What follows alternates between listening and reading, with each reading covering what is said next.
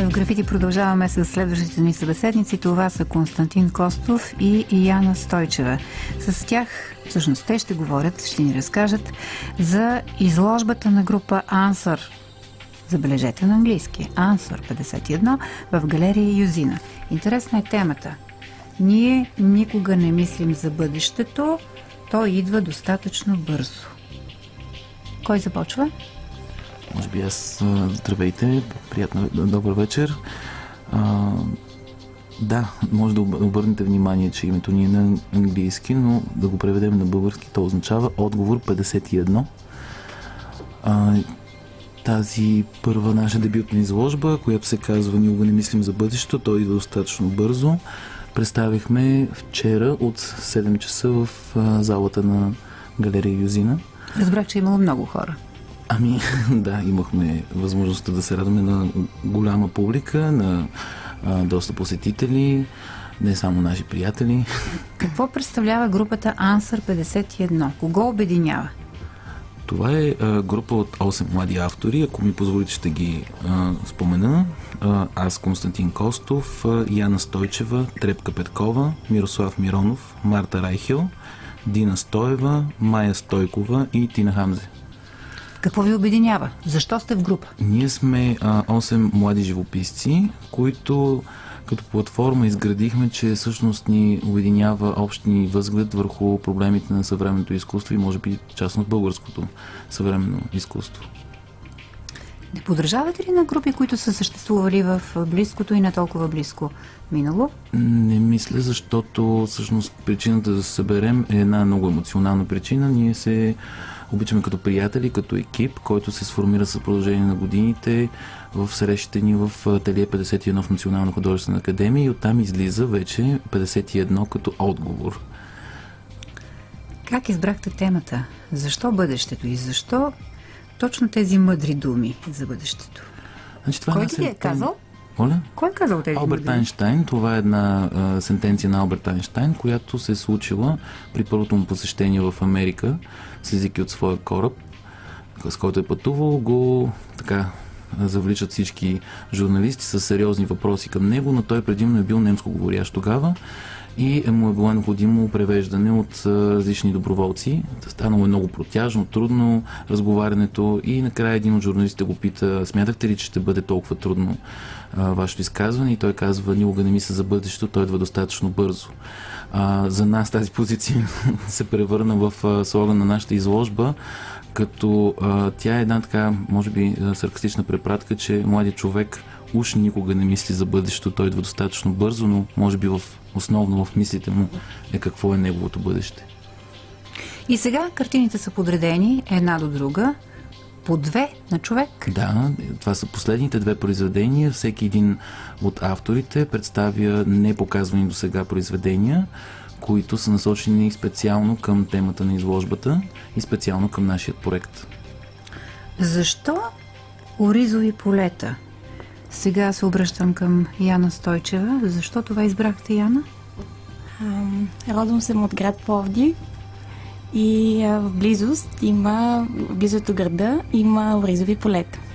Как стигнах до тях, обаче, в разсъжденията си, търсейки да открия метафора за тази наша тема, осъзнах, че това, което ме интересува е дали е по-важен погледът в бъдещето, нашата възможност да го предвидим или онова, което вършим с цел да го създадем. И тъй като между настоящето и бъдещето се простира фина преграда от неизвестност, тя поражда надежда, очакване, прецених, че мога да използвам оризовото поле като своеобразна метафора на поставянето на основи за това бъдеще и очакването на резултата от усилията, които в настоящето съществуват само като мисъл все още. Но защо ориз? Вие не сте китайка. Не съм, да, но това, което видях, някак веднага направих тази референция. Водата покрива новите посеви, които един ден ще пробият през повърхността, а може би не. Къде се виждате след 10 години? Като един утвърден творец? Надявам се. Искрено и наистина, ако мечтая за нещо, то това е картините ми да намерят своята публика. И тук не става въпрос за суета, а по-скоро за този контакт и обмяна на енергия, който се случва. И мисля, че това е, може би, основната причина едно произведение да съществува, независимо за какво изкуство говорим. За тази връзка, за енергията, която автора влага в произведението си и стремежа му то да бъде чуто, видяно, да достига до хората. Помагате ли си в групата? Разбира се. Това е скрепяващият елемент. Основният елемент. Разговорите помежду ни, разговори, които се появяват и предимно и само за изкуство, за проблемите, които са свързани с създаването на картините. Това е изкрепяващият елемент между професионалистите, онази нужда да споделим своите мисли, които понякога крием в сенките си, които може би самотно решаваме. Сега всички заедно всъщност вече започваме да се улекотяваме, но и да даваме собствени нови предизвикателства. Провокация в най-добрия смисъл на думата. А тук какво е мястото на Андрей Даниел, когато цитирах в началото на нашето предаване? Професор Андрей Даниел е преподавателят, който е оглавил 51 ателието, преподава в Национална художествена академия и всички ние всъщност сме от това ателие. Казахте ми, че за един проект на групата Градът през 90-те. Да. Искам и да ни го преразкажете, но след песен. Продължаваме разговора в Графити по въздуха с нашите гости Константин Костов и студентката Яна Стойчева. Те ни разказват за тяхната група Answer 51 в галерия Юзина. Една изложба, която можем да видим техните търсения, техните постижения. Ще има и ново събитие на 22-ри. Да, това е едно поетично четене на така наречени приятели на група Answer 51.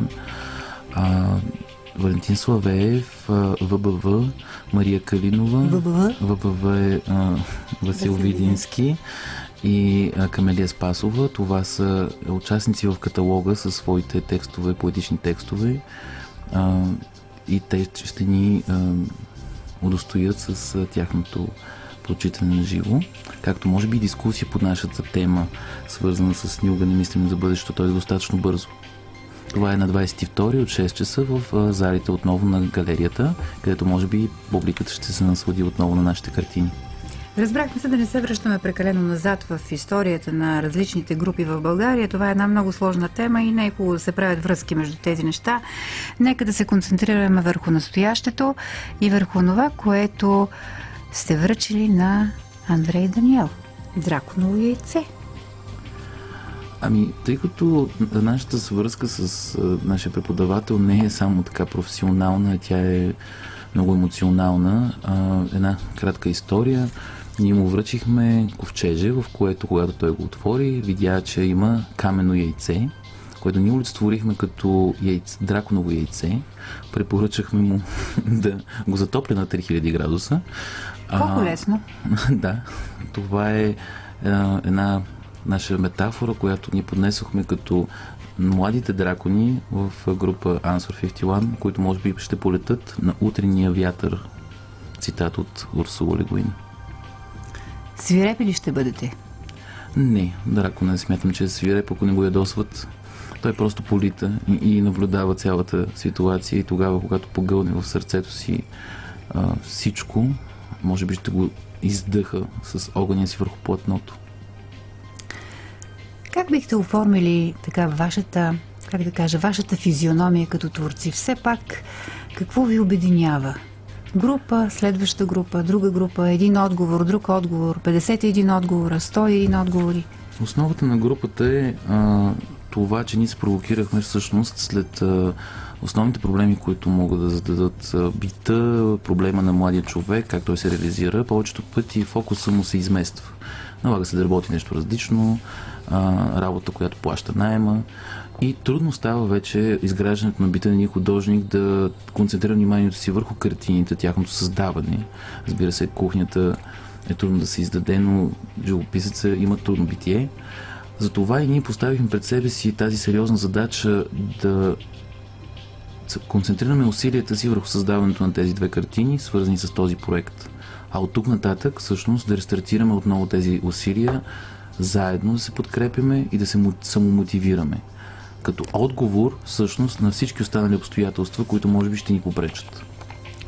Нека сега, само с няколко думи, Константине, какво представляват тези тъмни неща над сградите, които сте нарисувал?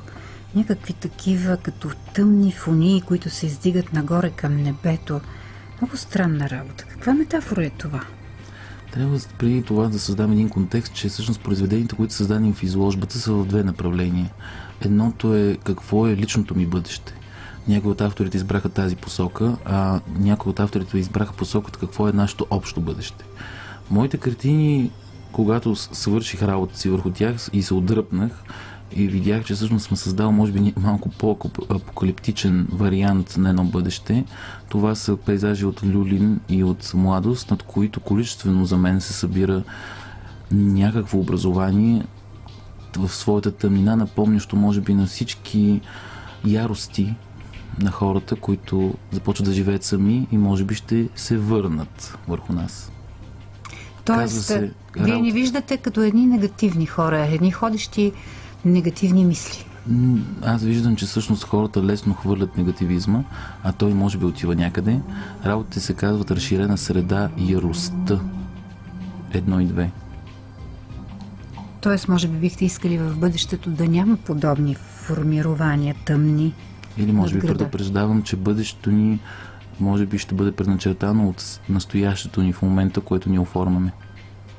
Положителен човек ли сте? Възприемам себе си за оптимист и за положителен човек. Аз вярвам, че всъщност тези количествени образования няма да ни завземат, а ние като се предупредим за тях, ще направим всичко възможно да ги трансформираме в картините. Има един символ и образ на едни клетки от конструкции, които всъщност се възприемат, че уж изчистват тази енергия. Хубаво е да мечтаем поне за това и да правим усилия. Действително да се изчиства тази енергия. Поканете сега нашите слушатели да дойдете да видите изложбата. Финала. Заповядайте. Изложбата е открита до 31 юли в залите на галерия Юзина, на които ние много благодарим за доверието и за възможността да покажем изложбата там, на улица Московска 11, както и на 22 събитието на приятели на група Answer 51, поетичното четене. Давате ли някакви отговори на многото въпроси? Оказва се, че всъщност с въпроси си задаваме още повече въпроси, което може би е едно от хубавите неща за художника. Благодаря на Константин Костов и на Яна Стойчева.